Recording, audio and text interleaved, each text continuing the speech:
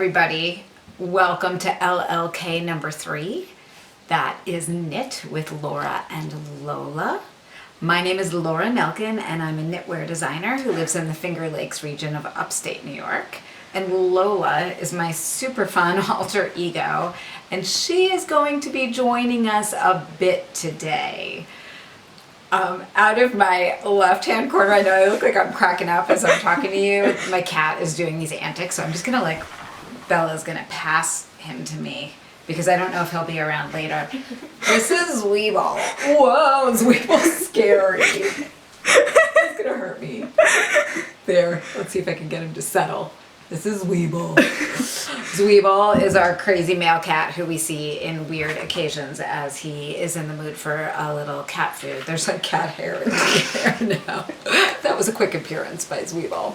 So as I was saying, Lola is going to be making more of a show today because the Lola's Choice kits shipped out last week, and so I can show you the design that Lola and I did for Lola's Choice.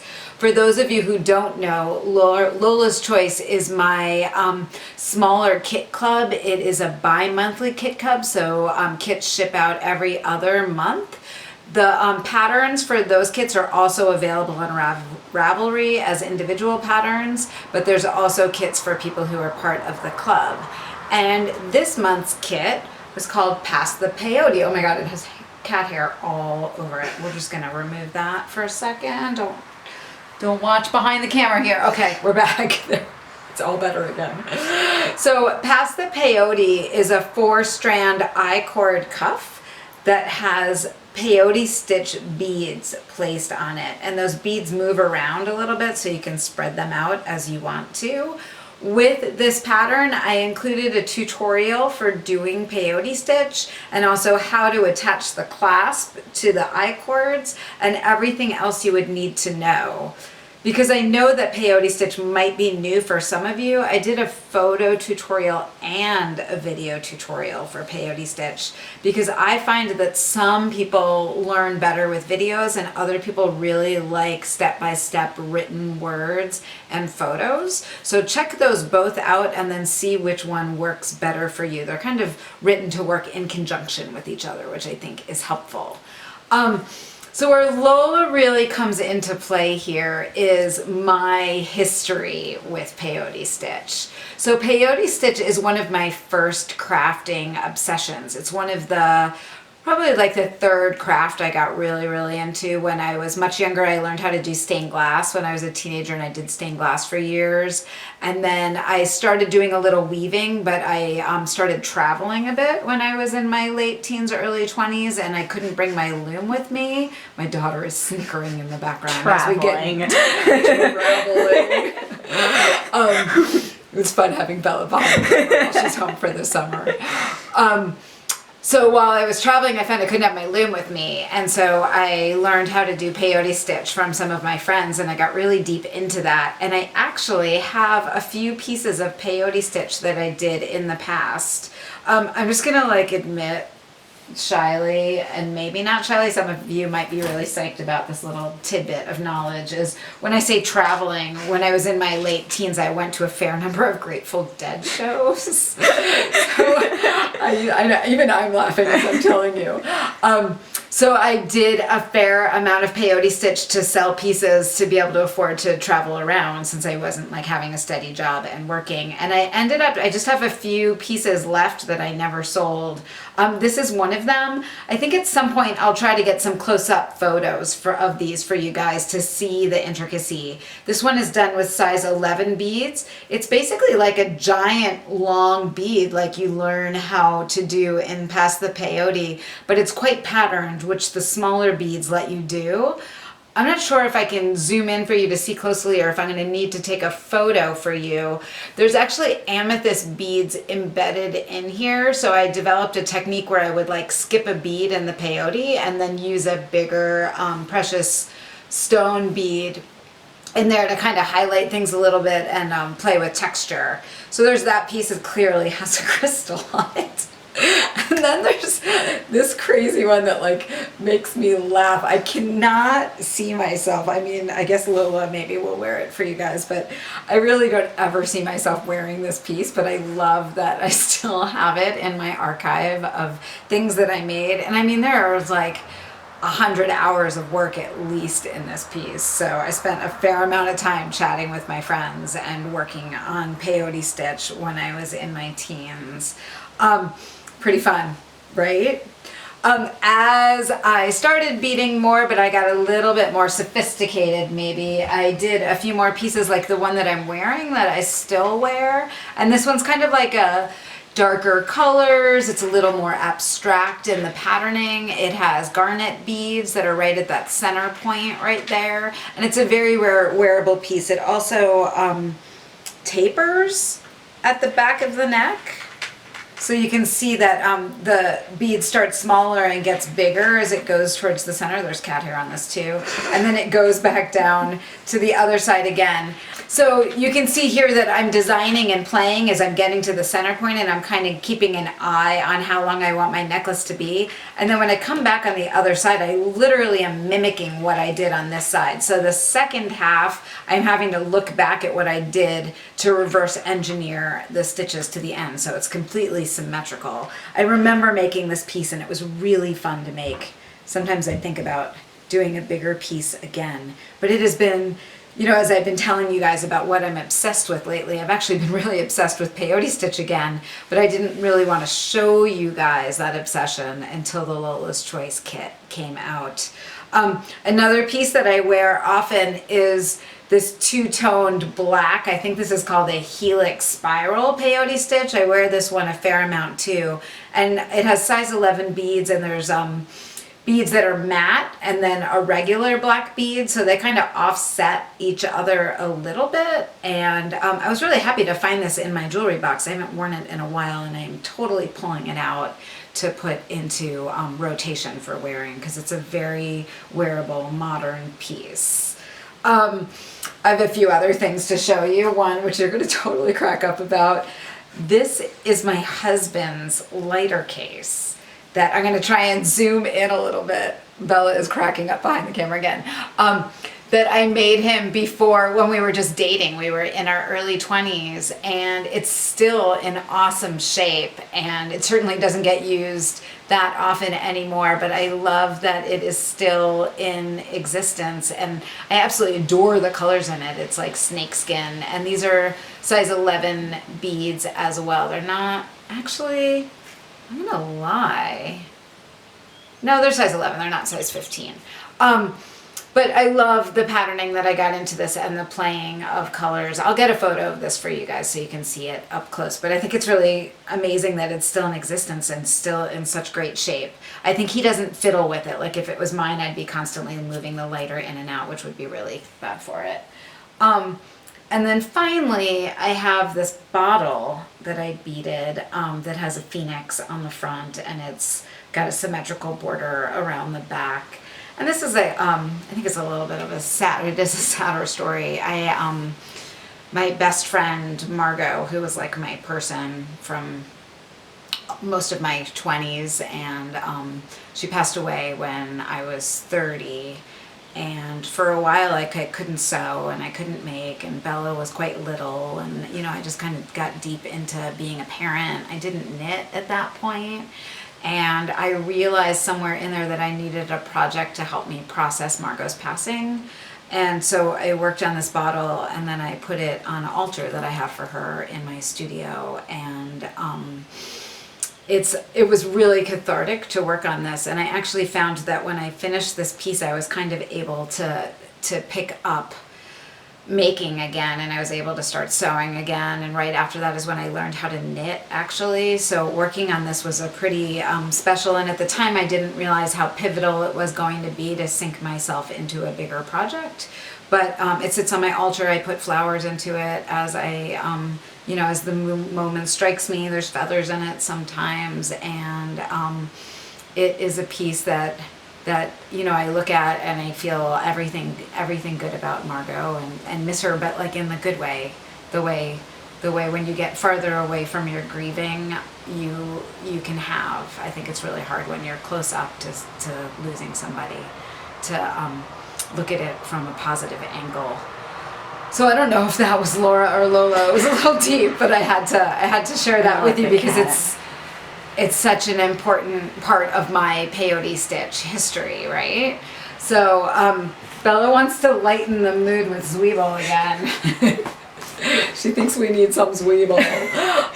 There's a few more things I want to tell you about past the peyote. I have some notes here. I do still have a few kits left. So if you are somebody who wishes that you had signed up for Lola's Choice and didn't for July and you wish you did, there is still time. I have about 20 kits. We kind of made too many because I knew that when people saw this, I had a feeling that a few of you were going to wish that you were still part of the club. So if you sign up in the next weekish, maybe a little less, basically when those 20 kits are gone, I'll roll and if you sign up, you'll start with September's kit, which is really fun. That is actually off the needles, and I'll tell you a tiny bit more about it. Not really, because I can't in a tiny bit.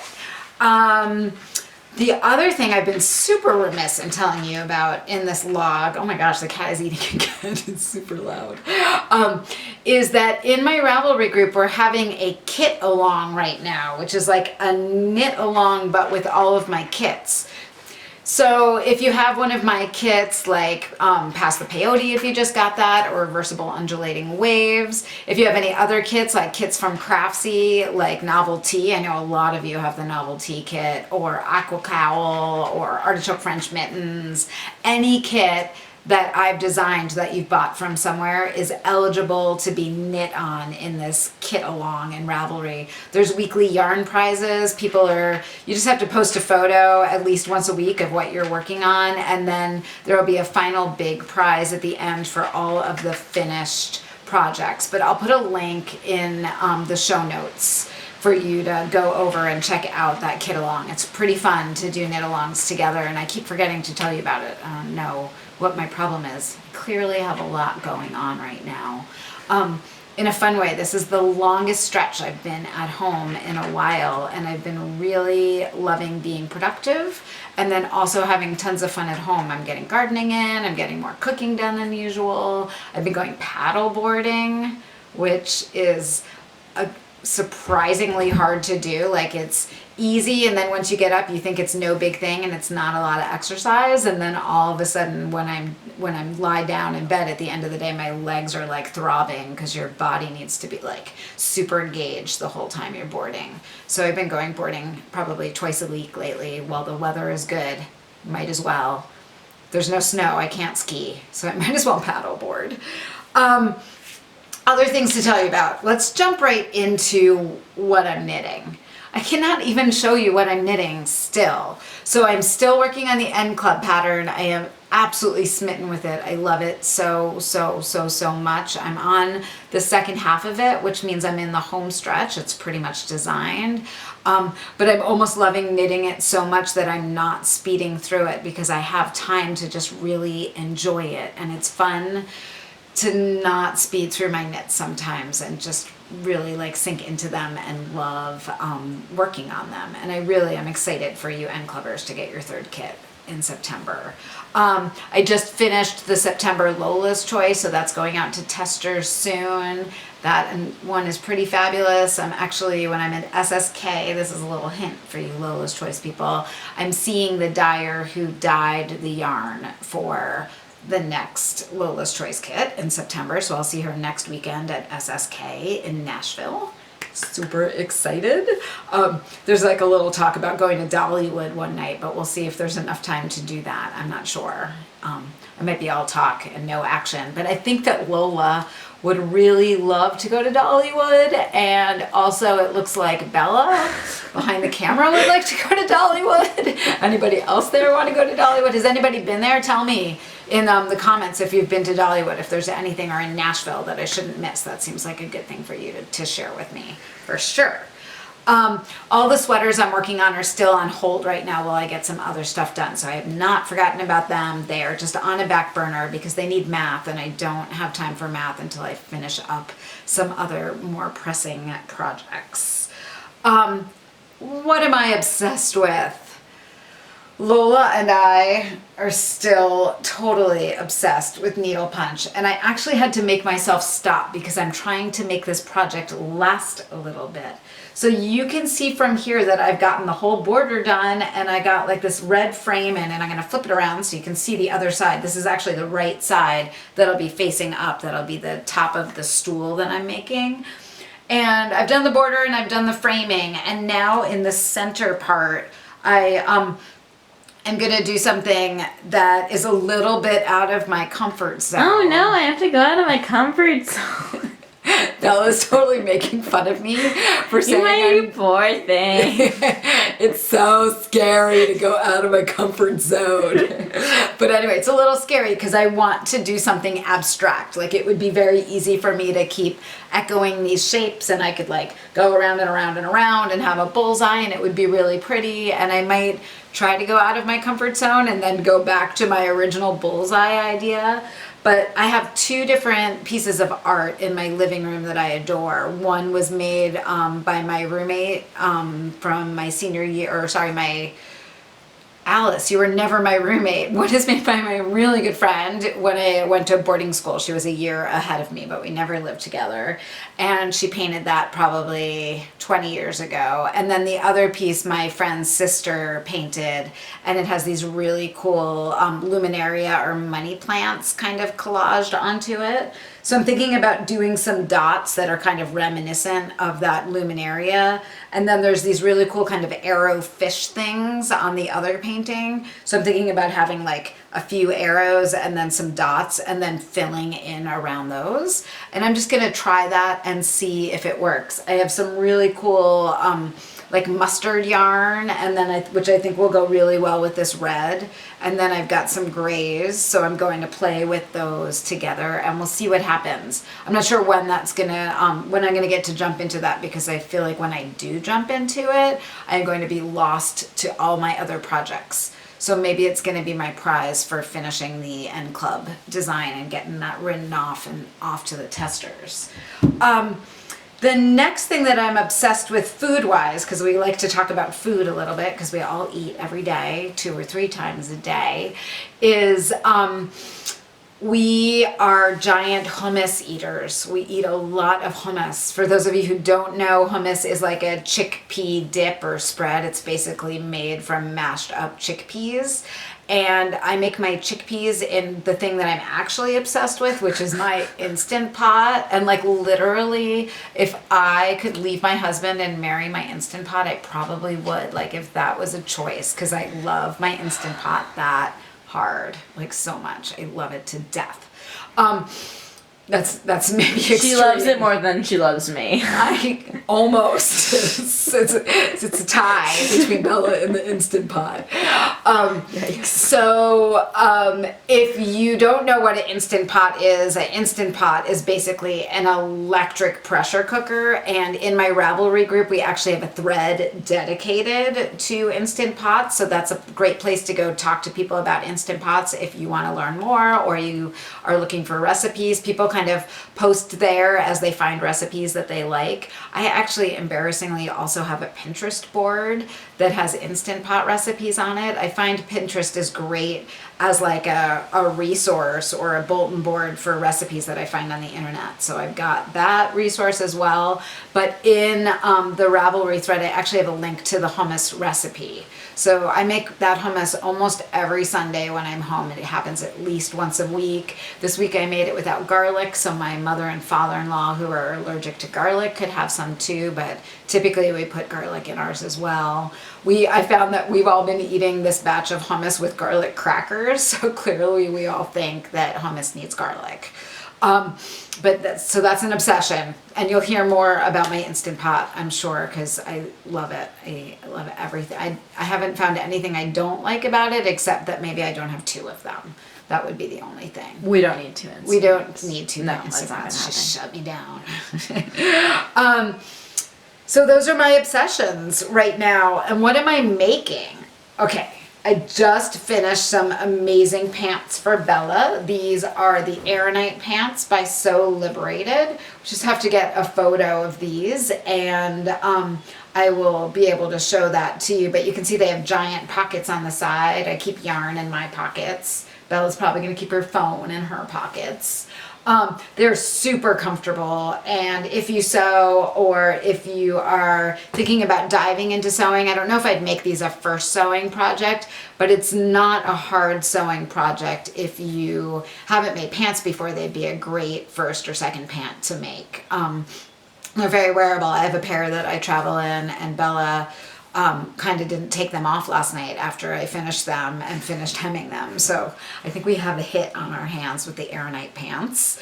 The other thing that I'm sewing that I'm still working on is the Mississippi Avenue dress by Sew House 7. And I showed you guys this last time, but I want to show you something really funny. So when I was holding it up to the camera last time, I was like, oh my gosh, I think I didn't cut out the print very well. Look what happens. I might have to stand up for you to see. Right?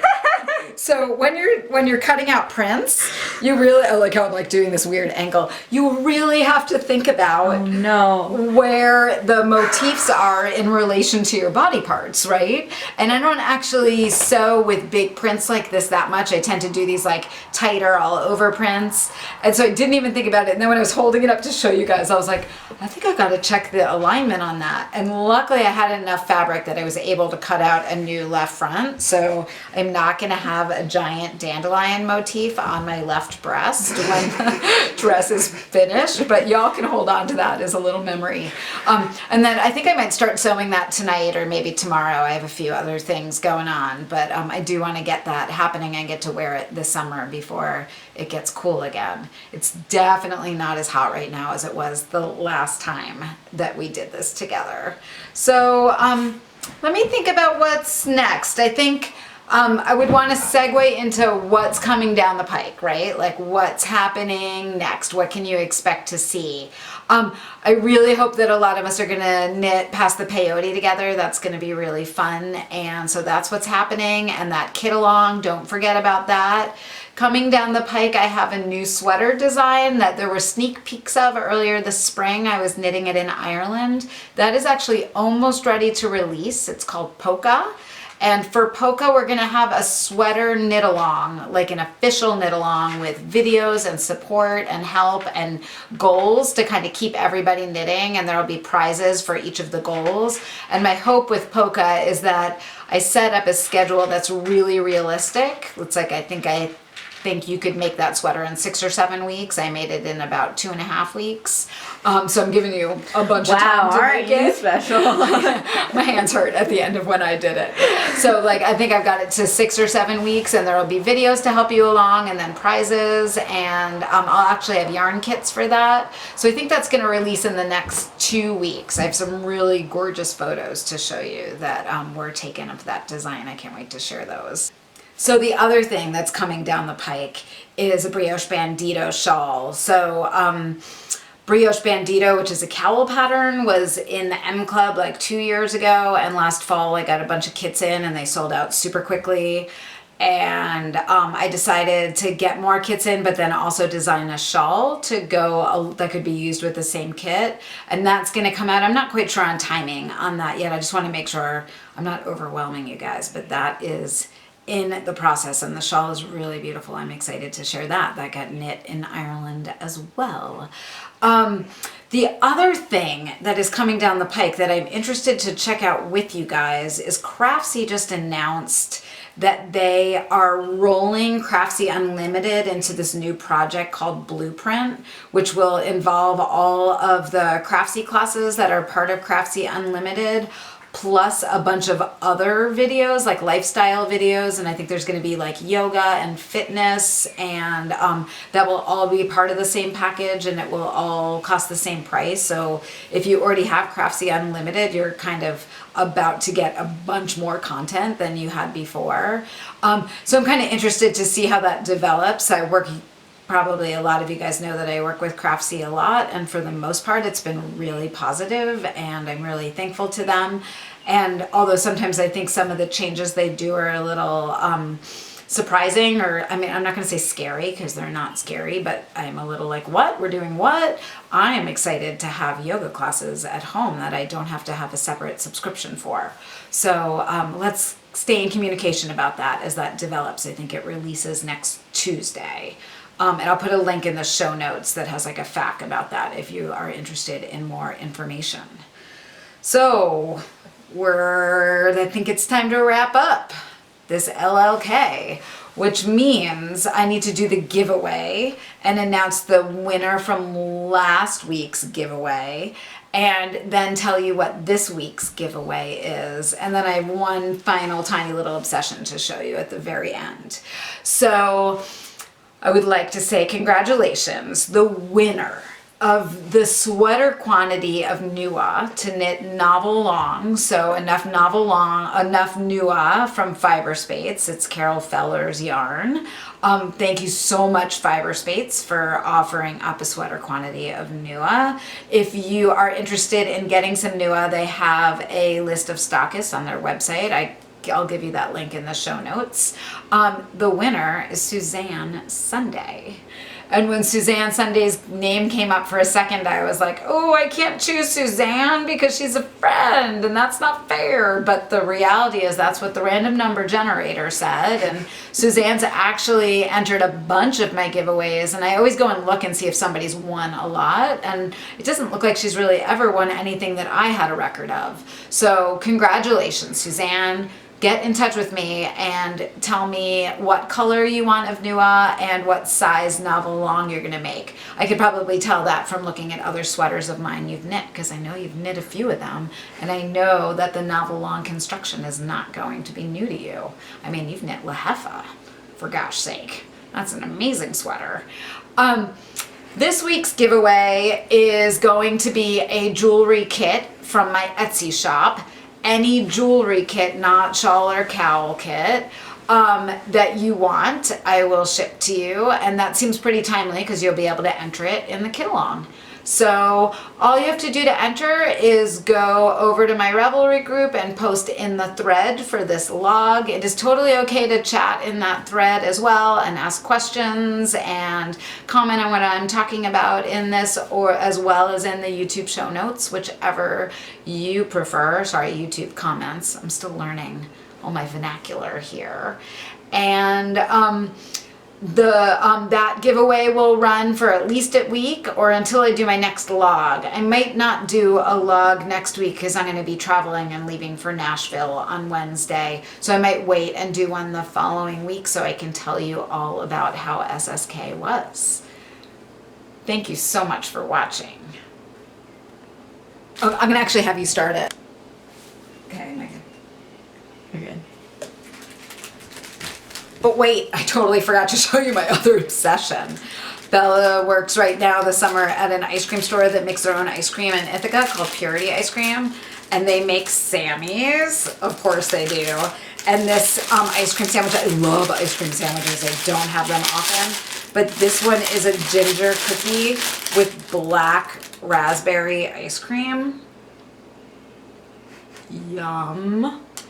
And I'm going to eat it on set, and then I'm gonna eat it, and I'm not gonna be able to talk anymore. So thank you so much for watching.